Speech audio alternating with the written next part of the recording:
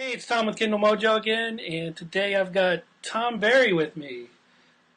And his Kindlemojo profile is 3311. And you're coming at us from England, London. How you doing over there? Great, great. We're into another wet summer here. It's pouring down outside. Excellent. And you're the author of When the Siren Calls That's right. on Amazon. My first book, my first full book. Okay. And how long's your book been out? Came out last year. Okay. It looks like it's doing pretty well on Amazon. You've got quite a bit of good reviews on it. Yeah. How's it doing? Well, I've been pleasantly surprised. If I wasn't retired already, maybe maybe I could retire on the proceeds. I don't know. But Excellent. yeah, it's always flattering when people post reviews about your book. I read every review, and I try and take on board anything that's constructive. Okay, so tell us a little bit about your book. What's it about?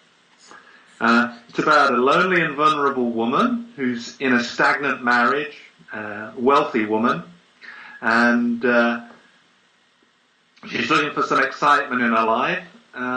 She meets a stranger who's got an agenda. She falls head over heels in love with him, and follows him off to Tuscany, where she has a passionate affair with her. And the story tells about that affair and the consequences of that affair. Okay. So would you consider it, you'd classify it more as mainstream fiction? Mainstream fiction, more suspense than romance, I guess. Okay. And where did all this come from? Where did you get the idea to write this? Well, the backstory to this is that the guy that she falls in love with is involved in a property development project in Tuscany in Italy, and that's something that I did get involved with myself. So I learned a lot about Italy and Tuscany and the property scams that go on out there. And so I thought that'd make an interesting backstory for a project. I mean, Tuscany is a place that it's a romantic place, an atmospheric place, a beautiful place. So it made I thought for a good setting for a novel. Okay. And had you written before? You said this is your first book. Yeah. What was your process for writing a first novel? Okay. Well, I had done a bit of writing at university, and a few things were published, but not a novel. Mainly non-fiction stuff. When I was at work, I worked in a company of 200,000 employees, so it was a big company, and I used to do some kind of what we'd now call blogs, and I had some people that really enjoyed the blogs. I had a bit of an audience. It was a bit of an irreverent style, and people said, you could make a living out of writing books. But at the time, well, that's a very difficult thing to do. It is. It really is. But so I had intended to write a business book, to share everything I knew about sales and marketing and that sort of stuff. But once I quit the day job, I couldn't see the point in doing that, and so but I wanted to write, and so I thought I'd try my hand at writing a novel. And in terms of that old agenda of writing a business book, the guy in the novel that our heroine falls head over heels with, although he's a dark character, he's a very manipulative character. It was a vehicle where I could kind of sow some of the techniques that people use in terms of selling, and he's of course using it in a manipulative way with a woman, but it's the same techniques as you would use to sell a motor car or a house or anything like that. Okay, so as far as your process goes, you just sat down one day and decided to write a novel, or you planned it out, or you outlined it. What was your process as far as writing a first novel? Yeah, well, I had kind of a story in my head, and maybe I wrote down the outline of it. I don't know, but I'm not big into sitting down and plotting things from A to Z. I kind of had the story in my head. It was going to be set in Tuscany, and I had the characters in mind. And then I sat down and started to write it. And I just started out with two people in a predicament and saw where and then saw where it took me. And by the end of it, I'd written a bloody long novel. Yeah.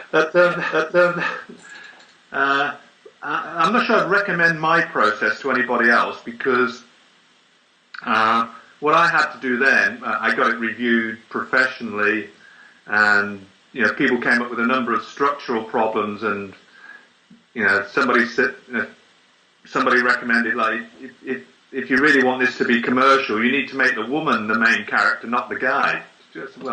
That's more than a minor change to the novel. Yeah. So basically, I had to rewrite the novel. Okay. So, how many sets of eyes saw this before you decided to take it to publishing? How many sets of eyes? How many people looked at it before you? Yeah. You didn't do this in a vacuum, is what I'm getting at. Yeah, I would say, in terms of professionals, I work closely with an editor. Then I put it through, after we'd worked on the structural side of it, I put it out to somebody else to work on just cleaning it up, and then I had a couple of more people go through proofwriting iterations. 8 or 10 people probably. Did you have anybody read it just for, say, like a beta reader, just for the sense of story, that kind of thing, or? Yeah, that's what the editor that I worked with, she had the brief to look at, all aspects of the novel in terms of, does the story hang together, as well as the quality of the writing. I employed her thinking that she would basically be a craftsperson that would help me with the quality of the writing, but in fact, her main benefit turned out to be the storytelling points, how to make it more dramatic, and how to structure it better so that it followed, it became a page-turning story rather than just one event after the other. So how many drafts did it go through before you finally decided this is enough, I want to just publish it? Is the book self-published? I didn't... Yeah, it is, okay. Yeah. It went through, I would say, 3 major iterations. Okay. All right. And how did you find that process? Oh, Jesus. Yeah. Apologies to anybody out there at the... That's a lot of, what I'm getting at is it's a lot of work, right? Yeah. What I found, probably if I did it again, I could have written that book in 3 months. Okay. But I spent a year changing it. Well, that's unusual for a first novel.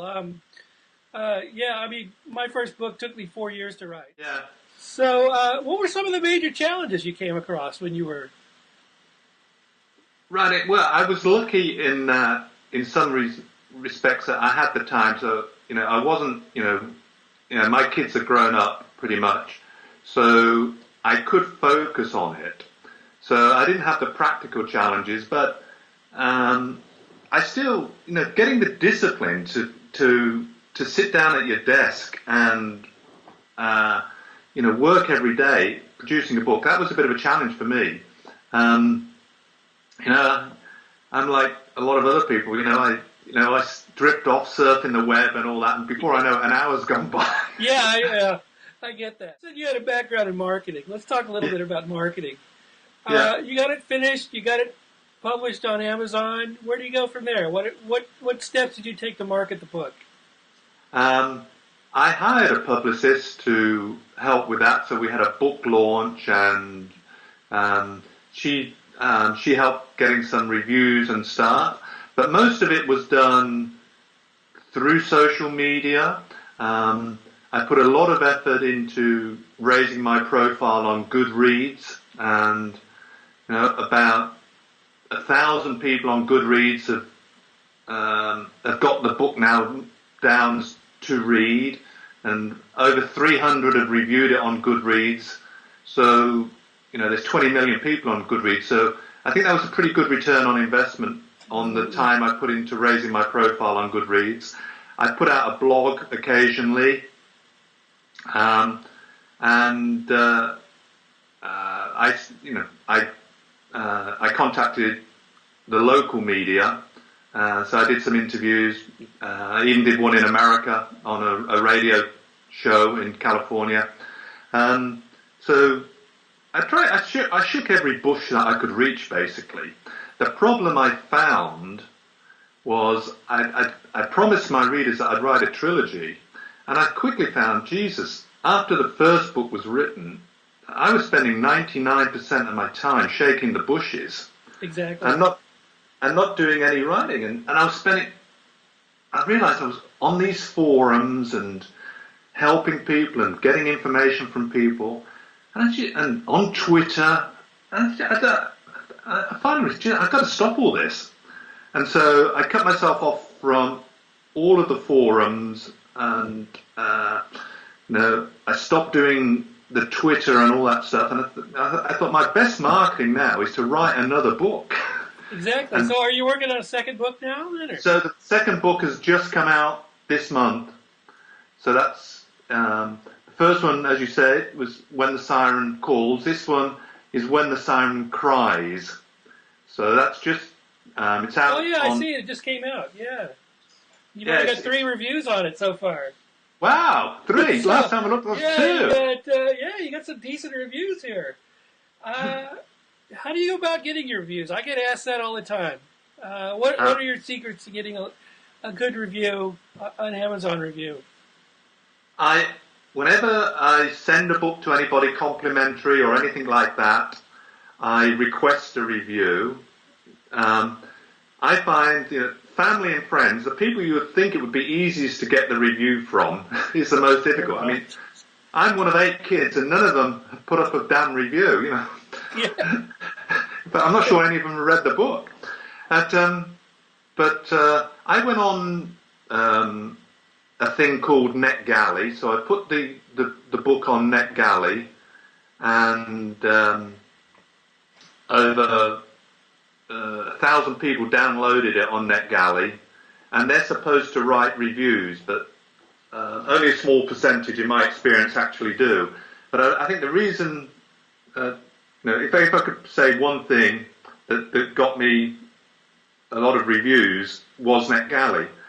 The problem, or a flag up to any author is, if you go through a vehicle like NetGalley, you're going to get absolutely objective reviews. And I know a lot of authors, they rely on people they know that are going to be sympathetic, that are going to basically write a supportive review, and that's not necessarily what you want. As well as the good reviews, you want some constructive criticism as well.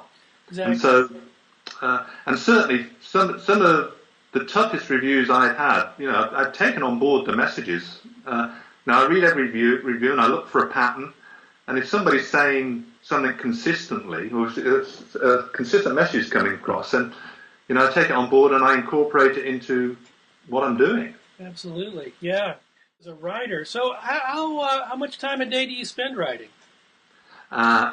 Completely varies. When I'm in the zone, I'd like to produce 1,000 words in a day, and I like to crash them out rather than worry about them as I'm doing it.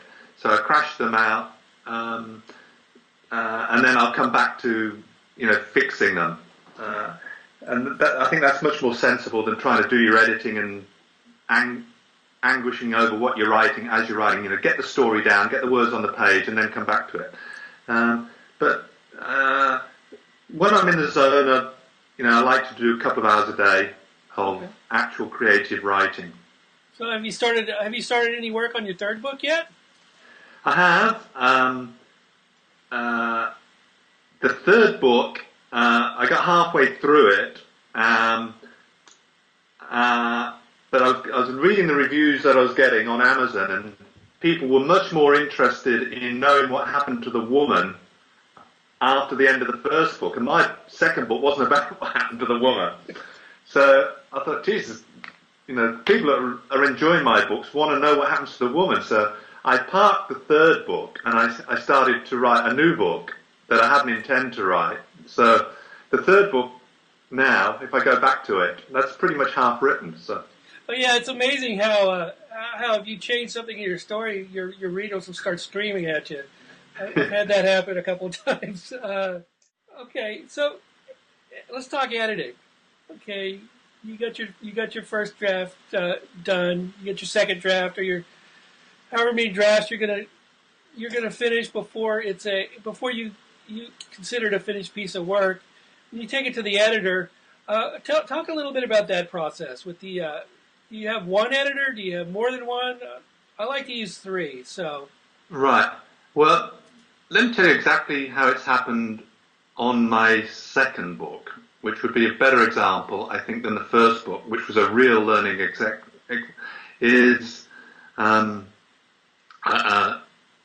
I had a main editor. I finished the book completely before anybody had seen it.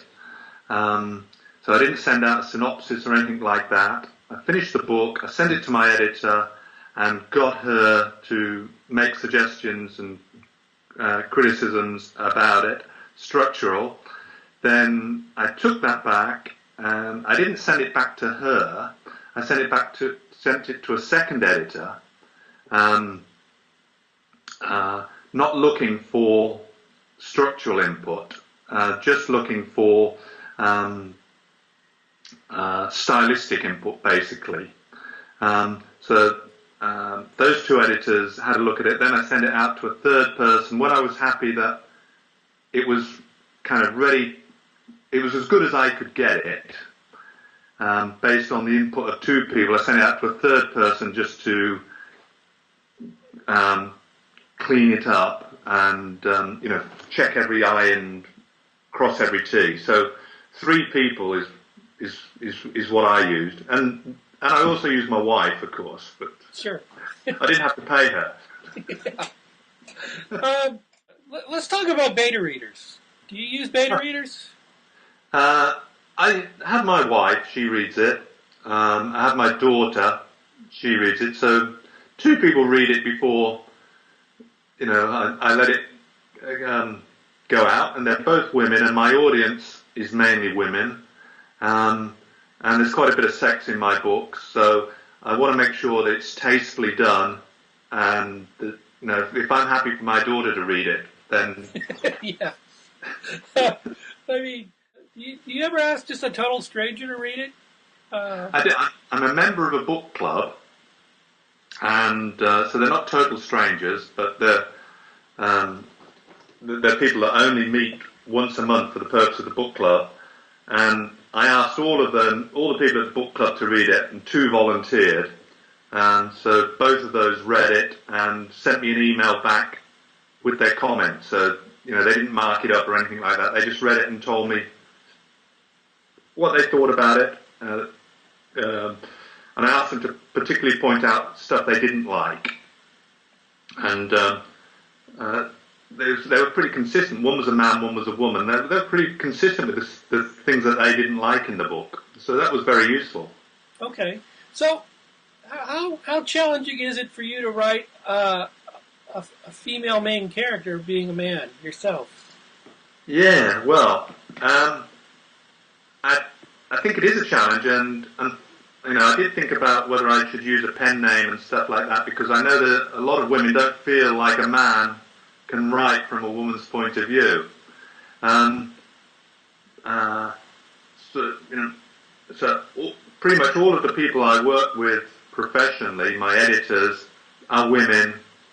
My wife and daughter are women. So if and sometimes I say, look, Tom, a woman just wouldn't say that, or a woman just wouldn't do that, or a woman doesn't think like that. So yeah, okay. I mean, have you been any? If you talk to any of your readers that just have a problem with that, or do they just enjoy the book? They're just employed. I mean, D.H. Lawrence. I mean, he wrote Lady Chatterjee Lover, which is a great book.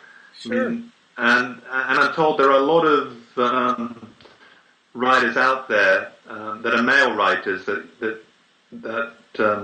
if they're in the romance or erotic genre, they'll use a woman's name. So do you read a lot of the same type of fiction yourself then, or to get an idea? I read the classics. So Jane Austen and D.H. Lawrence, but I don't read Mills and Boon, I have to confess.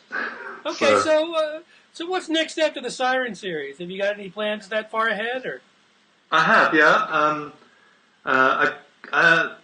I've got an idea for a book about a guy that fakes his own suicide and assumes his brother's identity, and it's something I dreamt about actually. And I woke up in the morning. I thought, geez, it was so vivid. And I wrote down on the pad I keep next to my bed what it was about. And when I got up, I sort of fleshed out. Before I knew it, I'd written 20 or 30 pages. And I thought, geez, this is a really good story here. So it's nothing to do with the Siren series. It'll have a male protagonist. It's an out-and-out thriller. So it's moving away from where I have been. Hopefully, I'm not going to lose all my audience in changing the genre a little bit, because hopefully people like my writing. The people that do like my books, hopefully they like my writing, and it doesn't matter that the genre is a little bit different. Right. Yeah, I mean, that's a danger sometimes with switching genres. Yeah. Once you build a fan, do you ever interact with your readers much, or? People post on my website, but I have a rule that I don't engage with anybody from a critical point of view. If anybody wants to make any kind of critical comment, positive or negative, I'm flattered, but I don't engage in correspondence with people other than to thank them. Do you ever request them? Do you ever request that they review you, or? I don't. When I send out a book or on Goodreads, my book is on every month. I give away a copy of my book on Goodreads, and my expectation is that the people who win the book in the giveaway, normally about 2,000 people a month, typically request the book. Only one gets it, and I ask for a review, and I think some of them do provide a review. So okay. I will sometimes respond, but I mean, I have had a couple of cases where, I've had kind of stalkers out there, and some woman in Alabama or something, and I thought, geez, I've got to cut this off. I don't know where this is going. Yeah, I mean, that's a danger. What do you do when you're not writing? When I'm not writing, I play a lot of tennis. So I play about 5 times a week. I split my time between San Diego and London, and I also spend a bit of time in Spain. So what I do in my free time depends a little bit on where I am. I play more tennis in San Diego because the weather's much better there. I like to sail. I read, of course. All right. right. So what's next for you? Um, well, now this book's just out, When the Siren Cries, I guess it's going to now be a period of, I'm going to have to put my shoulder behind it from a marketing point of view. I haven't decided yet whether I'm going to engage a publicist, and if I do, whether I'll do that in the United States or here. The strange thing was, when the siren calls, I engaged a publicist in the UK, and the marketing effort that she gave went into the UK, but pretty much 90% of my readers, for whatever reason, are in the United States. So, which is a much bigger market anyway. So I'm thinking that I'll wait till I'm back in San Diego and I'm available for, to do radio interviews and stuff like that. And maybe I'll put my marketing effort this time into the United States market. So you sell more books on Amazon US than the UK? Yeah. Okay. Yeah. All right. I appreciate you being with me today. It's great talking to you, Tom. And, nice to put a face to the name after all this time. And where can we find you on the web? www.tombarrywrites.com. Okay. All right. Great. All my wisdom is there.